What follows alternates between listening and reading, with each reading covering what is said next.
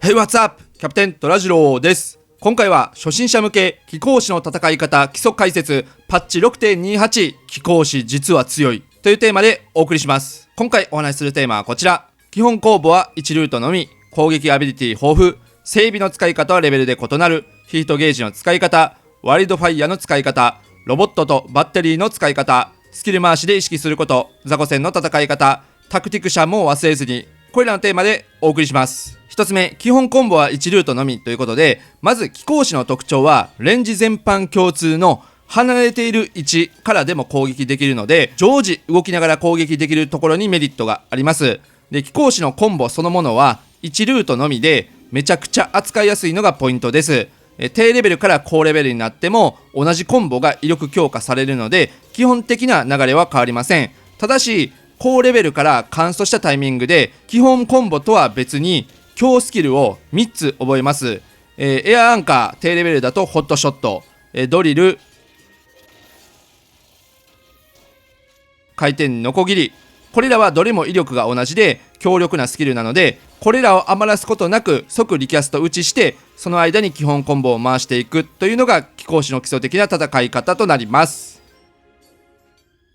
2つ目、攻撃アビリティ豊富ということで、貴公子は基本コンボと強スキルの他に攻撃アビリティが豊富です。特に多用するのはリコジェットとガウスラウンドで、これらは最終的にスタックが3つになるので攻撃手数が多くなってきます。このアビリティはスキルとはリキャストが別になるので、スキルとスキルの間の待ち時間に挟み込むように打つと効率よくダメージを稼ぐことができます。基本コンボと強スキルとアビリティと攻撃手数が多い分忙しく感じますが、操作に慣れてくると爽快感があり楽しくなってきます。遠隔攻撃であるレンジロールの中でも踊り子や銀牛詩人と比べても貴公子はピュア DPS といって攻撃面に全振りしてるような感じなんで、スキル回しがうまくできればそこらの下手な近接 DPS よりも火力を出しやすいジョブになります。3つ目、整備の使い方はレベルで異なるということで、整備は次に使うスキルをクリティカルかつダイレクトヒットを確定させる強力なものなので、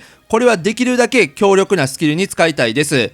低レベルでは3コンボ目のクリーンショット、ドリルを覚えたらドリル、完走したら基本は回転ノコギリに合わせて使います。雑魚戦でも範囲攻撃のスキルに使えるんですけど、継続ダメージには乗らないので要注意です。こちらも最大2スタックなので余らさないように使っていきましょう。4つ目、ヒートゲージの使い方っていうことで、レベル30になるとハイパーチャージを覚えると同時にヒートゲージが解放されます。このゲージが50溜まるとハイパーチャージが使用可能になり、使用することでオーバーヒート状態になります。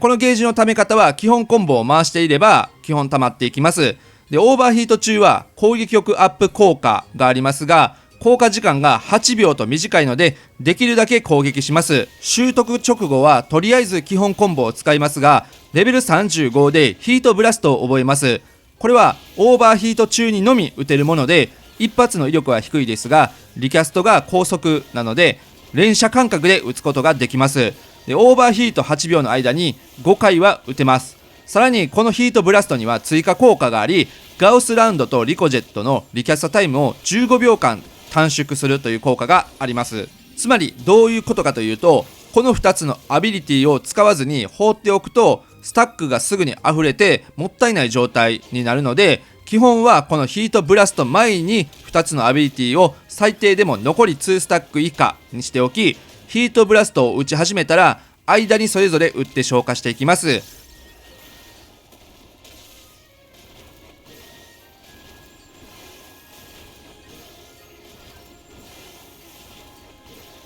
本来のスキルであればスキルの待ち時間の間に2つとも挟み込むことはできますが、ヒートブラストはリキャストが早く2つ挟み込むと逆に待たないといけないため、オーバーヒート中に5発打つためにも1個ずつ順番に挟み込むようにして使います。基本は無駄にしないためにもゲージ50ごとに使用していけばグッド。レベル52以降からはヒートブラストの代わりに雑魚戦用にオートボウガンを覚えます。これは範囲攻撃を高速で行うので、ヒートブラストはボス戦、オートボウガンは雑魚戦と使い分けていきます。貴公子はこのオーバーヒート中がバースト状態と考えておけば OK。さらにレベル66でバレルヒーターを覚え、これはゲージを直接50上昇させるもので、さらに攻撃手数が増えていきます。ただしゲージが溢れてしまうともったいないので、ゲージが50以下の時に使うようにしましょう。あとさらに上級テクニックになりますが、ドリルなど強力なスキルが使える状態でオーバーヒートすると強力なスキルを放置することになるので、ドリルなどを使用してからオーバーヒートするようにするとさらにダメージを稼げます。5つ目、ワイルドファイアの使い方っていうことで、これが貴公子の最強技と言っても良いですが、使い方にやや癖があります。まずワイルドファイアを使用すると敵に爆弾みたいなものをセットします。これは10秒後に爆発しダメージを与えるのですが、このダメージはこの10秒間の間にウェポンスキルを命中させた数に応じてダメージが確定します。ということはできるだけ手数を稼ぎたいので、ここで登場するのがヒートブラスト。リキャストが早いので必ずこれを合わせていきます。つまりワイルドファイアとオーバーヒートは必ずセットと覚えておきましょう。この組み合わせでいくとヒートブラスト5回と何か1つスキルを与えることで合計6回入れることができると。ワイルドファイアは1スキルにつき威力240あるので、単純計算で 240×6 イコール1440ととんでもない火力になります。これ基本はボス戦で使うようにしていきます。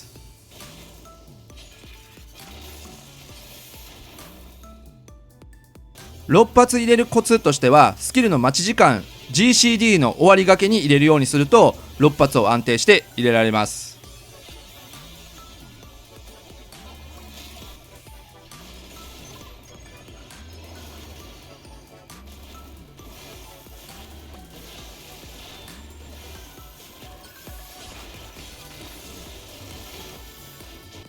6つ目、ロボットとバッテリーの使い方っていうことで、低レベルからも使えるロボットの召喚です。低レベルならオートタレット、高レベルならクイーン、それぞれバッテリーゲージを消費して召喚することができ、召喚後は自動で対象を攻撃してくれます。バッテリーの貯め方は基本コンボ3段目のクリーンショットで10、エアアンカーで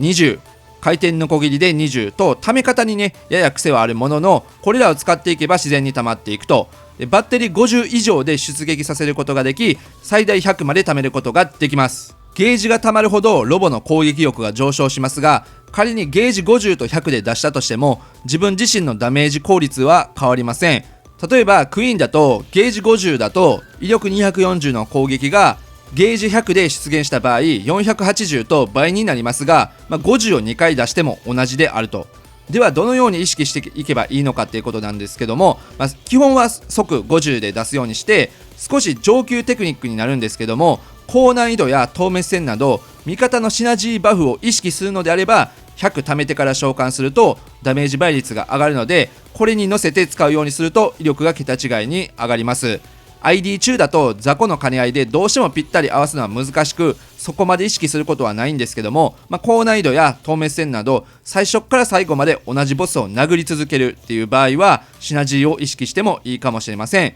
正直初心者の頃はかなり難しい話なので、レベルがカンストして基本の動きに慣れてからでいいと思います。一応意識するのであればゲージの使い方を50、50、100と使っていけば、味方がシナジーをリキャスト打ちしていれば大体はそれに乗るようになっています。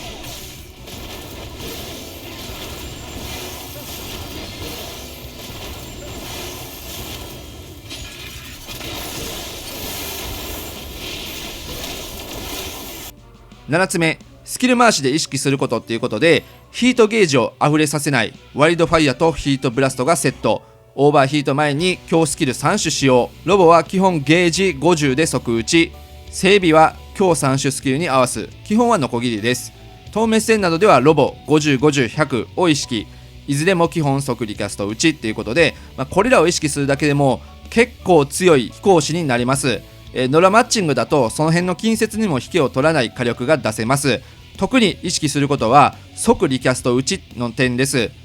雑魚戦などでは温存したりしますが、透滅戦やボス戦の場合、余らさないようにいずれも再使用になれば即使うように意識していくと必然的に火力が高まります。そうなることで味方もシナジーを即リキャ打ちしていれば自然と噛み合うようになっているんで、さらに強い貴公子になれること間違いなしです。でさらにね、上を目指す高火力スキル回しは別動画で解説していくので、そちらもご覧ください。8つ目、雑魚戦の戦い方ということで、基本は範囲攻撃の基本である1スキルを使います。低レベルでスプレッドショット、高レベルでスキャッターガン。このスキャッターガンがショットガンでめちゃくちゃかっこいいですよと。でこれらでヒートゲージを貯めつつ、バレルヒーターも使用してゲージが50貯まればハイパーチャージ後にオートボウガンを連打していきます。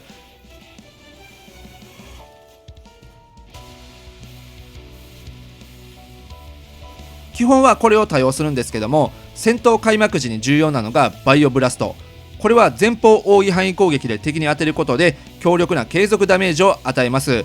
効果時間が15秒とそこそこあるので、最高ダメージを稼ぐために無駄にしないためにも戦闘開幕時に使うと覚えておけばグッド。このバイオブラストはドリルとリキャストが共通なので、雑魚戦はバイオブラスト、ボス戦はドリルと覚えておきましょう。あとは応用になってきますが、レベル70で覚えるフレームスロア、俗に言う火炎放射器ですが、これはその場から前方奥義範囲に10秒間攻撃し続けるもので、1秒間につき80の威力なので最大威力800と全て与えると高火力になります。ただしその場から動けなくなり、動いてしまうと攻撃が中断されるんで使い方にやや癖があります。ぶっちゃけ使いづらくて逆に手間になるなら後回しにしがちですが、開幕時にバイオブラストを使ってそのまま火炎放射器を与え続けると敵の HP がゴリゴリ削れるんで、全て命中させられるなら優先的に使っていいかもしれません。9つ目、タクティクシャンということで、最後に貴公子の軽減アビリティについて解説します。タクティクシャンは味方全体のヒットダメージを 10% 軽減してくれるもので、貴重な軽減アビリティの一つであると。これもあるとないとでは被弾のダメージが異なってくるので余らさずに使っていきましょう。雑魚戦なら開幕時、ボス戦などではボスの栄称が見えたら全体攻撃のパターンが多いので、基本はそちらに合わせて使っていくようにしましょう。特に高難易度とかになってくると、これがあるとないとでは生存率が異なるほどなので超重要とも言えます。はい、といったように貴公子の基礎的な戦い方を解説しました。これらをね意識するだけでも段違いで火力がアップしていくんで、やっていれば自然とスキル回しも意識できるようになってくるので、ある程度慣れてきた方はこの後の貴公子レベル90のスキル回し解説を見ていただいて、それで実践していただければいいのかなと思います。はい、ということで今回以上になります。ご視聴ありがとうございました。バイバイ。とっとっとっととらとらじろう、とっとっとっととらとらじろう、こんな感じに生きてゆくとらじろう